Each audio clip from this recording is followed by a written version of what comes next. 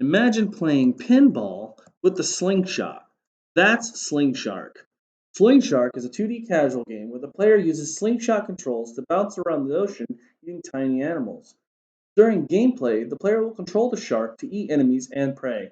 Each enemy they eat increases their score, so bouncing around quickly and eating enemies will increase their point multiplier and allow the player to get more points faster. Enemies also have power ups a shark can eat to gain abilities to help them. Each enemy is worth a different amount of points, and the player is encouraged to chain eating enemies to gain point multipliers. Power ups are contained within these enemies, so when the player eats an enemy, they get the power up.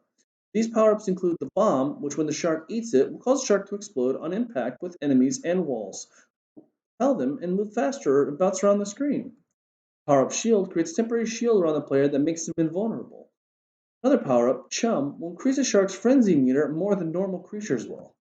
The more chum the player eats, the more their frenzy meter increases, and once the meter is full, the player becomes invincible, fast, and can even eat enemies while in this condition.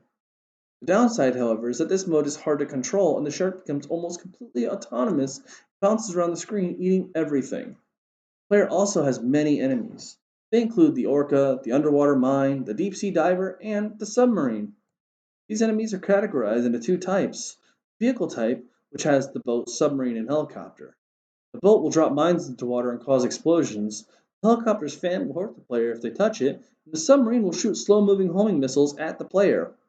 There are also organic enemies like the deep sea diver who shoots harpoons at the player, and the orca who will follow the player around when they get too close.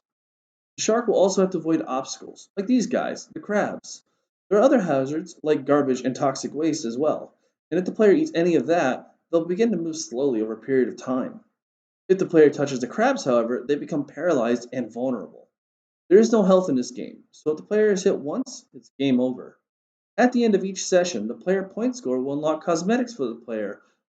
This is done automatically when they reach a certain point goal. These can be unlocked in both modes of play. Speaking of which, the game will have two modes of play: level mode and endless mode. In level mode, each level starts with a timer and a point goal. If the player reaches the point goal within the timer, they win. I want to implement 5 levels total. This way, players can play level mode to get used to environments, hazards, and enemies that are introduced over time. In endless, though, there is no timer. The goal is to survive while collecting points. The higher score you get, the better you'll be on the leaderboard. There are a few development risks, though. For one, I'm not familiar with the skills and availability of the team currently, but I feel this can be easily mitigated by emphasizing on communication during pre production. Second risk I found is a leaderboard system. I'm not familiar with the technologies behind it, but again, if I work with my team and we communicate, we can probably mitigate this as well. The last risk was scope, because I wanted to add 10 levels within the two modes of play, but I felt that was a bit ambitious. So I cut this down to 5 because I feel I can spread the enemies, hazards, and environments over the 5 levels more realistically than I could with 10. I believe this game has a little bit of something for everyone to enjoy. Thanks for watching.